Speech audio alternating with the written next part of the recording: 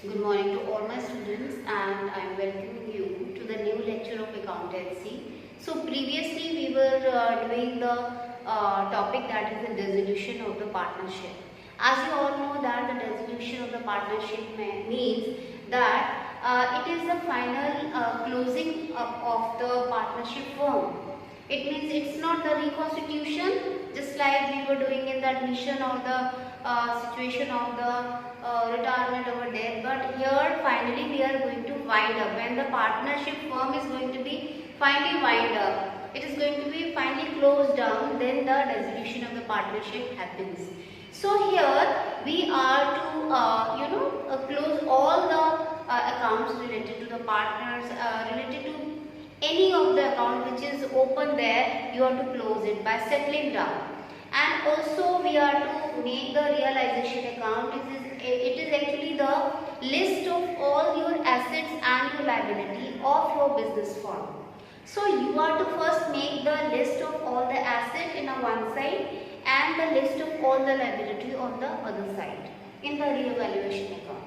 Then you are to see that what are your assets and what will you have by selling those assets. How much the money you will realize by selling off your asset, and how you will going to pay with that much of money. You are going to pay all the liability of your partnership firm. So with the help of this revaluation account, all these things are clear in front of you. So this is the realization account. Here on this side, on the debit side, you are to take all the the list of all the assets of your business, of the partnership firm. Suppose there is a land and building, plant and machinery, furniture, debtor, whatever there in the balance sheet which is blanking there will become here as an asset. So I just want to clear you about the proper format of the realization. You are to first see that the asset, all the asset you are to be list up in the debit side of the realization account, which is there in your balance sheet.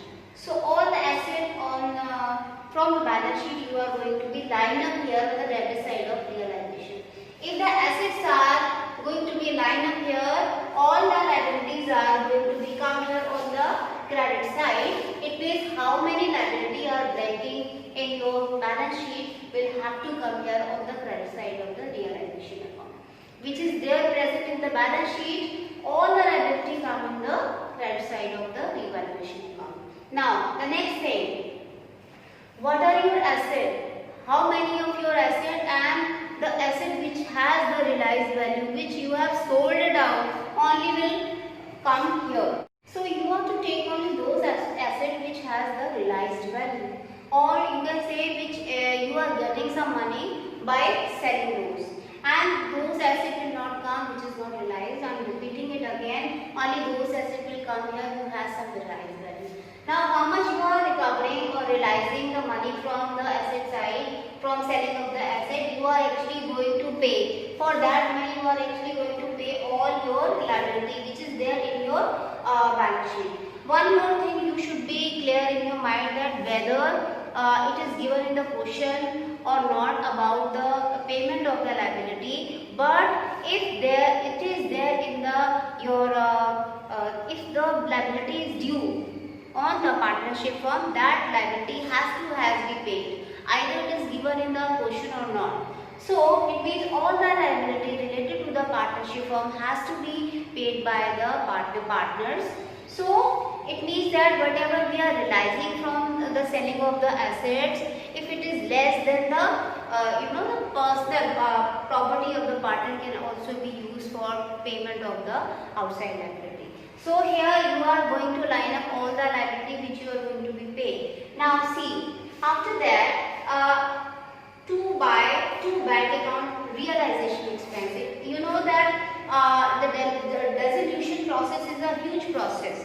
You are going to be wind up the firm. It means you are to do so many activity to wind up all the things. It requires a lot of efforts and activity. Also you require some money to pay the expenses to wind up all these. So it means if the all the expenses of realization is paid paid by the firm itself, then it will be to bank account. It means realization account to the debit side. So, but on the behalf of the realization firm, on the behalf of the partnership firm, if one of the partner is actually paying on behalf of the partnership firm, then it means you will write here to partner's capital, that is realization, if paid by the partner will come here. Also here by partner's capital. If it is there, it means asset taken over. If any of the partner is actually taken over the asset, it means the asset is has not sold it out, but it is taken over by the partner. Then it means here the partner's capital will be debit and the realization account will be credited. By writing here by partner's capital account, asset taken over. Okay, so after comparing all these things, either you have the gain on realization or you have the loss on realization. If there is a gain on realization, the partner's capital account is going to be credit and the realization account is going to be debit. So you are to be just distribute the gain among the partners, and if vice versa, if there is a loss among the partner, that loss has to be transferred to the partner's capital account by debiting the partner's capital and crediting the realization account. So I am just giving you one clear shot about it. So see, what you have to do is all the assets you are going to be lined up here on the debit side. What are there in the balance sheet?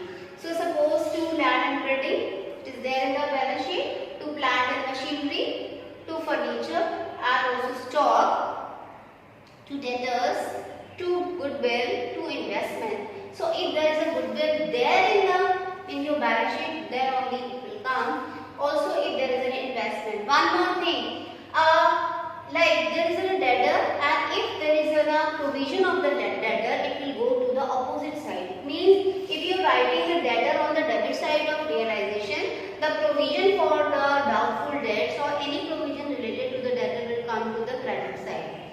The same thing, if the investment is here, if there is any reserve related to the investment, it will be go to the opposite side, that is the credit side of the realization. If the investment is here, the investment fluctuation reserve will be go to the credit side. So you are to be take care about it. So it means all the assets will be here and the provision for any asset, just like the debtors, will go there.